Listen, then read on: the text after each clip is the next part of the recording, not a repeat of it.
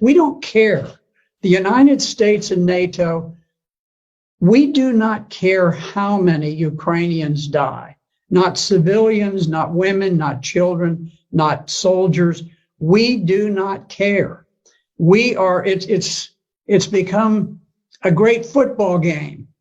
We've got our team, they've got our team, rah, rah. We want to get the biggest score and run it up. And, we don't care how many of our players get crippled on the playing field, as long as we win. Now, we are shipping fantastic quantities of weapons, and it's caused the stock of Raytheon, which creates missiles, and Northrop Grumman, which creates aircraft and so forth, and missiles. All of these defense industries have become tremendously bloated with tax dollars. I don't think it's ultimately going to change the outcome. I think that Russia will prevail. The Ukrainians are in a very awkward strategic position in the East. But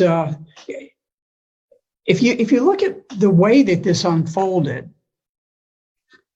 President Putin made a desperate effort to stop the march towards war. Back in December of 2021, he went so far as to put specific written proposals on the table with NATO, peace proposals to defuse what was coming about. Because at this point, Ukraine was massing troops to attack the Donbass. So he was trying to head this off. He didn't want war. And NATO just blew it off, just dismissed it, never took it seriously, never went into serious negotiations. At that point, Putin, seeing that armed Ukrainians with weapons to kill Russian troops were literally on their borders, decided he had to strike first. Now, you could see that this was not some pre-planned attack. This was not like Hitler's attack into Poland, where the standard rule of thumb is that you always have a 3-to-1 advantage when you are the attacker. You have to mass 3 times as many tanks and artillery and planes and men as the other side has. In fact, when Russia went in, they went in sort of with what they had, what they could cobble together on short notice, and they were outnumbered by the Ukrainian forces. The Ukrainian forces had about 250,000. The Russians had perhaps 160,000. So instead of having 3 times as many, they actually had fewer troops than the Ukrainians, but they were forced to attack to try to preempt the battle that was looming, where the Ukrainians had massed these forces against the Donbass. Now, the Donbass is adjacent to Russia. It is a portion of Ukraine that did not join with the revolutionary government that conducted the coup in 2014 and overthrew the government of Ukraine. They refused to become a part of the new revolutionary government of Ukraine. And so they declared their independence.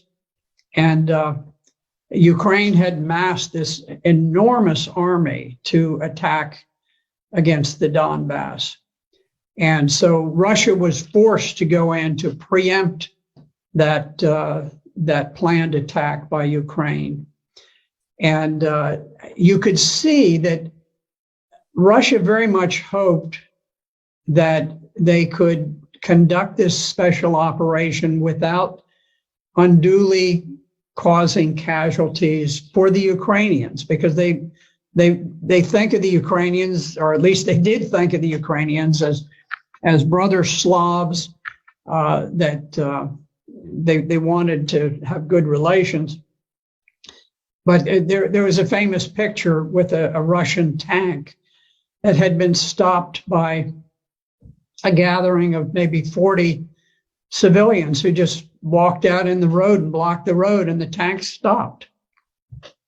I can tell you, in Vietnam, if we had had a bunch of people who stood in the way of an American tank going through, that tank would not have slowed down in the slightest. It wouldn't have honked a horn. It wouldn't have done anything. Wouldn't have fired a warning shot. It would have just gone on. And I think that's more typical. I'm not criticizing the Americans. I was there and I was fighting, and I probably would have driven the tank straight through myself. But what I'm saying is that the rules of engagement for the Russians were very, very cautious.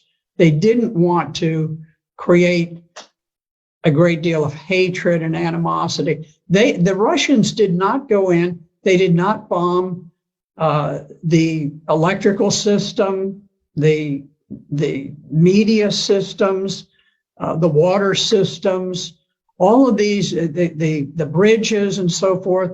They tried to retain the infrastructure of Ukraine in good shape because they wanted it to get back. They just wanted this to be over with and get back to normal.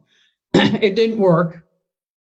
The Ukrainians, the resistance was unexpectedly hard.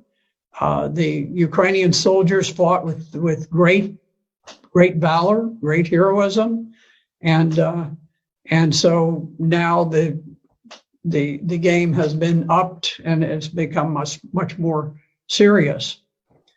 But it is amazing to look and to see that Russia dominates the air. They haven't knocked out the train systems. They haven't knocked out power plants. They haven't knocked out so many things. They've never bombed the buildings in the center of Kyiv, the capital of Ukraine. They haven't bombed the buildings where the parliament meets. They've been incredibly reserved about these things, hoping against hope that peace could be achieved. But I don't think Ukraine has anything to do with the decision about peace or war. I think the decision about peace or war is made in Washington, D.C. As long as we want the war to continue, we will fight that war using Ukrainians as proxies, and we will fight it to the last Ukrainian death.